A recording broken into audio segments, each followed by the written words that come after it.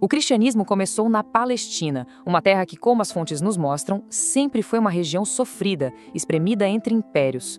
Como é que um movimento que começou ali, com um líder que foi executado, não só sobreviveu, mas floresceu e se espalhou pelo mundo conhecido num piscar de olhos? Pois é, a chave para esse enigma da história não é uma coisa só, mas uma confluência. Uma preparação que levou séculos para acontecer. A ideia da plenitude dos tempos sugere que o palco estava, perfeitamente montado. Havia uma infraestrutura, uma língua em comum e uma fome espiritual que criaram as condições ideais para que uma nova mensagem pudesse ressoar. Ok, então vamos mergulhar nisso. O primeiro, e talvez o fator mais tangível, foi o próprio Império Romano.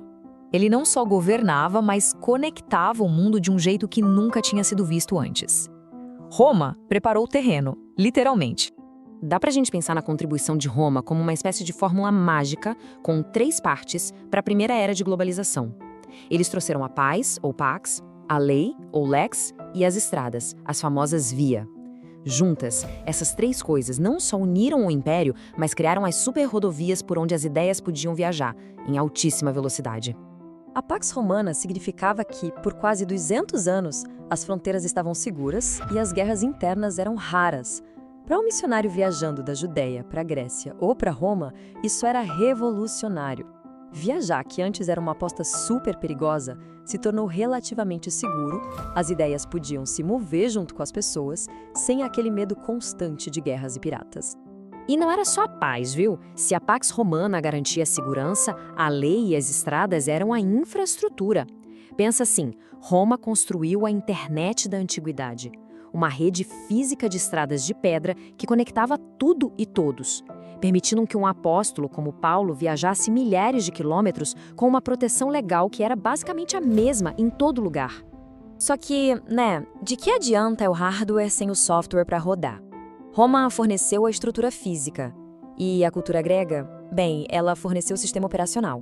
A linguagem e as ideias que permitiriam que a nova mensagem fosse não só ouvida, mas compreendida em todo o império. Antes dos romanos, Alexandre o Grande já tinha espalhado a cultura e a língua grega por todo o Oriente. O resultado disso foi o grego koiné. E o que isso quer dizer na prática? Bom, pela primeira vez na história, um comerciante em Alexandria, no Egito, um filósofo em Atenas e um pescador na Galileia podiam conversar numa única língua. Isso significava que o evangelho não precisava de tradução para alcançar a maior parte do império. Agora, o que é realmente interessante aqui é como a filosofia grega preparou o caminho. Conceitos como o logos, a razão ou a palavra divina que ordena o universo, já faziam parte do pensamento da elite intelectual. Quando o Evangelho de João declara que o verbo, ou seja, o logos, se fez carne, ele estava usando uma linguagem que um público educado na filosofia grega podia sacar na hora. Era uma ponte de conceitos. E este aqui é talvez um dos pontos mais cruciais de todos. Séculos antes de Cristo, as escrituras hebraicas foram traduzidas para o grego em Alexandria, uma versão conhecida como Septuaginta. Isso colocou a história, a lei e as profecias do judaísmo, que são a base do cristianismo, nas mãos de qualquer pessoa que soubesse ler em grego. Quando os apóstolos citavam as profecias, o público gentil podia ir lá e checar as fontes. Então a gente já tem a infraestrutura romana e a linguagem grega. Faltava o terceiro elemento, o solo espiritual. E esse solo foi preparado por séculos de história e de fé judaica. A história judaica foi marcada por exílio, por domínio estrangeiro, babilônios, persas, gregos e, finalmente, os romanos. Essa longa história de opressão acabou cultivando uma esperança intensa, uma expectativa fervorosa por um libertador, um Messias que os profetas prometeram que viria para restaurar a sorte de Israel. O judaísmo semeou no mundo antigo ideias que para a época eram, revolucionárias. Primeiro, a crença não em deuses cheios de caprichos, mas em um único Deus ético.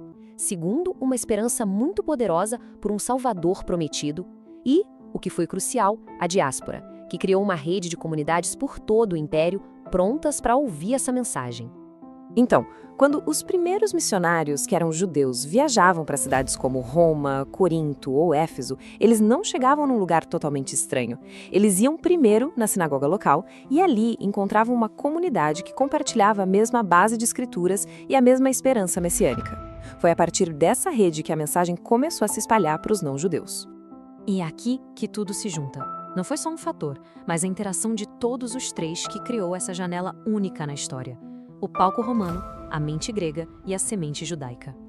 Pensa nisso como se fosse uma ignição em 3 estágios. As estradas romanas abriram os caminhos, a língua grega abriu as mentes e a esperança judaica abriu os corações.